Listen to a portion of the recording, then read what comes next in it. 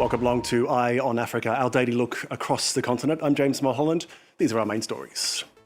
The EU and Italy unveil a new investment plan for Africa, announcing €1.2 billion as part of a bold development agenda with a focus on railway infrastructure, digital connectivity and climate-resilient agriculture. Italian Premier Giorgia Meloni aligning her broader push to address the root causes of mass migration with European initiatives. Rwanda's leading opposition figure, Victoire Ingabire, is arrested on charges of involvement in an alleged plot to incite public unrest. It comes after her name was mentioned in an ongoing case against 9 people accused of plotting to overthrow President Paul Kagame. Ingabire's lawyer said the move is politically motivated. And we head to Cameroon, a country which has no movie theatres and hasn't for many years. A French-run organisation, the Cinémathèque Afrique, has stepped in, deploying a caravan to screen a selection of movies from its nearly 7 decades worth of archives, with a particular focus on disadvantaged neighbourhoods and villages. We begin in Rome, where Italy and the European Union have announced €1.2 billion in investment for Africa as part of an ambitious development plan. Italy's Giorgia Meloni also promoted her government's Mattei Plan, which proposes to invest some €5.5 billion in Africa to address the root causes of mass migration. EU Chief Ursula von der Leyen hailed it as a common effort alongside Europe's Global Gateway Investment Plan. Clemence Foller tells us all about it. Investing in Africa to stop illegal immigration to Italy. This is Giorgia Meloni's ambition. On Friday, the Italian Prime Minister gathered African leaders, European representatives and economic decision-makers in Rome to discuss her plan. She believes boosting African economies will remove the African migrants' desire to come to Europe. Her project is dubbed the Mattei Plan after Enrico Mattei, founder of Eni, the Italian petrol giant that is very active in Africa.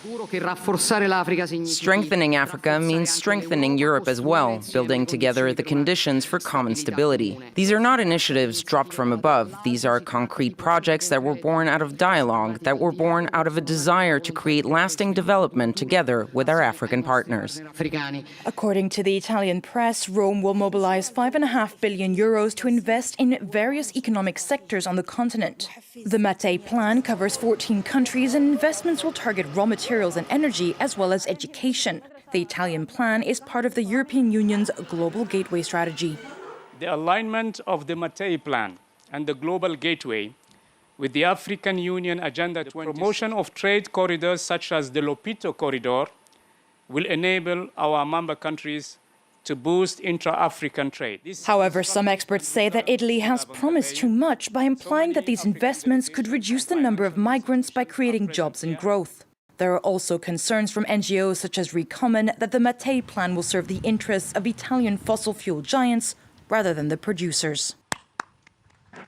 Clemence Foller with that report. Well, let's talk more about this now. We're now joined by Giovanni Marco Carboni, a professor at the University of Milan and head of the Africa program at the Italian Institute for International Political Studies. Thanks very much for joining us this evening. A pleasure to have you along. If we could just begin with your main takeaways from the announcement of the EU and Italy's €1.2 billion in investment.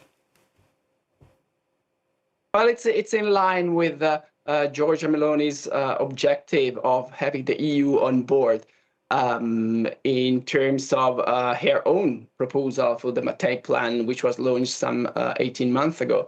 From the very beginning, the idea was that Italy could not go alone, that the EU had to be part of it, that there must be synergies between the two. And the EU and its top leadership gave support to the Mattei Plan from the very beginning at the Italy-Africa summit in January 2024. And this is somewhat a follow-up to that. Talk to us a little bit about the figures involved here. €1.2 billion from this announcement today. I believe the Mattei Plan, we're talking about €5.5 billion. The European Union also with much bigger plans for this longer plan ahead. What's your opinion on how much we're talking here? Is it enough? It's not. That's one of the problems with the Mattei Plan, which has some merits, but the very idea that you can alter the developmental trajectory of African countries by putting on the table money like the 5.5 billion euros by Italy or this new amount announced today, it's out of scale. You can simply not do that with that amount of money.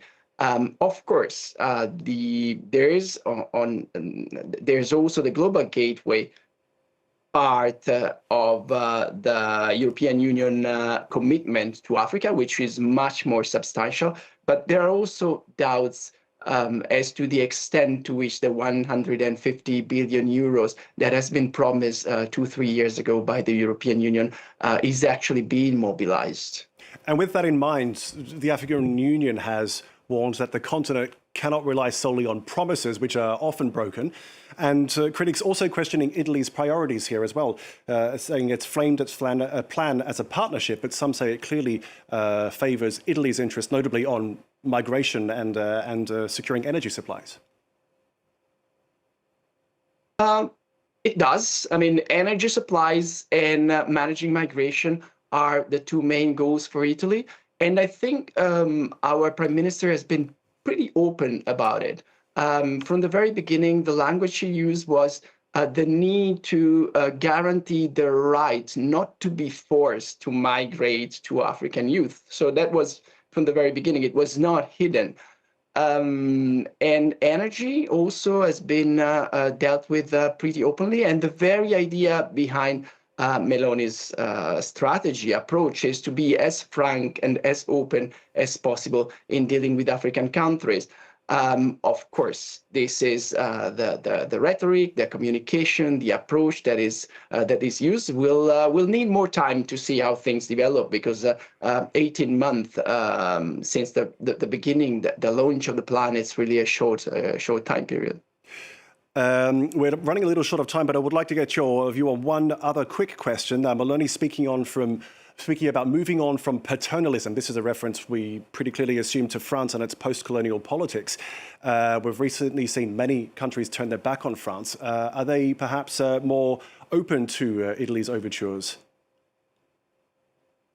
I think they are to some extent, there is a feeling that we are not perceived in the way some other European partners are perceived in parts of Africa, and that this might be an advantage. But I think that the overall problem of some anti-Western and anti-European resentment that we have seen surfacing in different areas in the continent is there. And Italy will have to face that. And one of the key issues is the one that you mentioned before, is do not make promises that you're not going to maintain. And that's another key concern that we must have in observing how the Mattei Plan unfolds. Okay, Giovanni, plenty more we could continue talking about. Unfortunately, we're right out of time. Giovanni Marco Carbonde from the University of Milan. Thanks for your time. Next up to Rwanda, where leading opposition figure Victoire Ingabire has been arrested on charges of involvement in an alleged plot to incite public unrest. She was detained in Kigali in connection with an ongoing case against 9 people accused of plotting to overthrow the government of President Paul Kagame. Ingabire's lawyer denounced the move as politically motivated. Let's get more on this story now with our correspondent in Kigali, Juliette Montilly.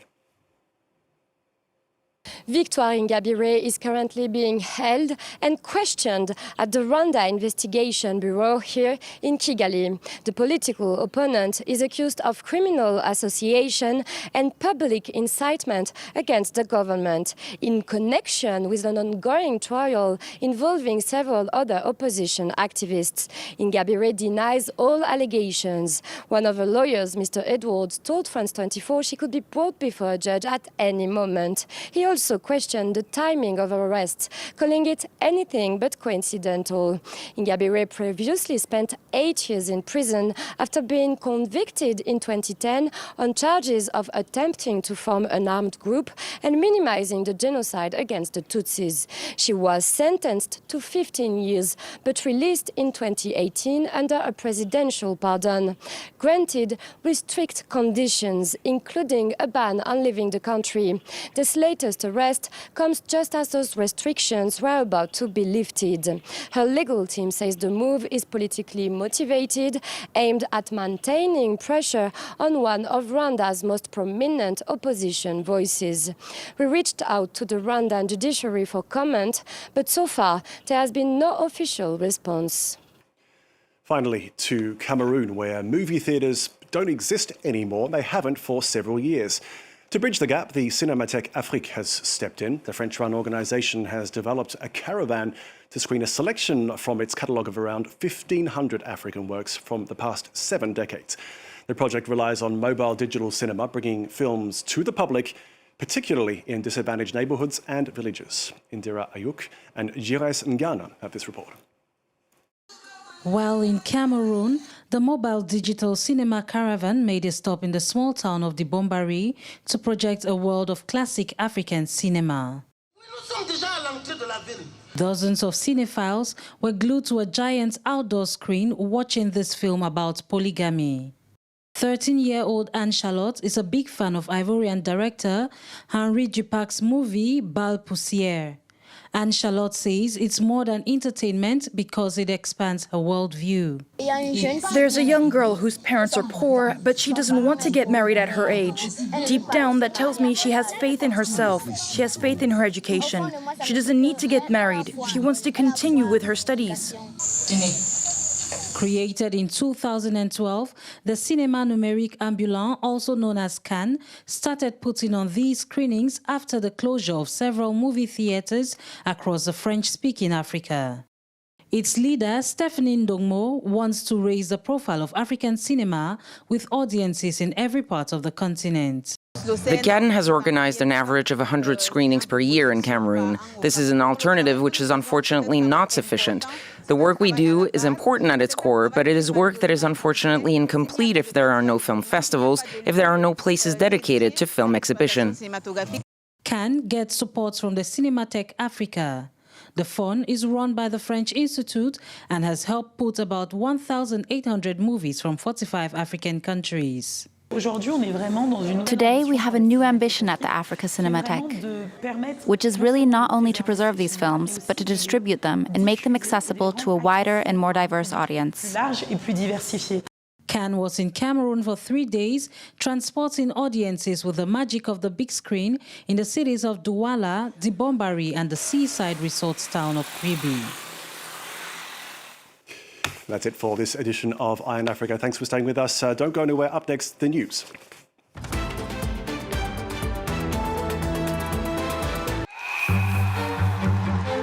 Graduation day at Harvard.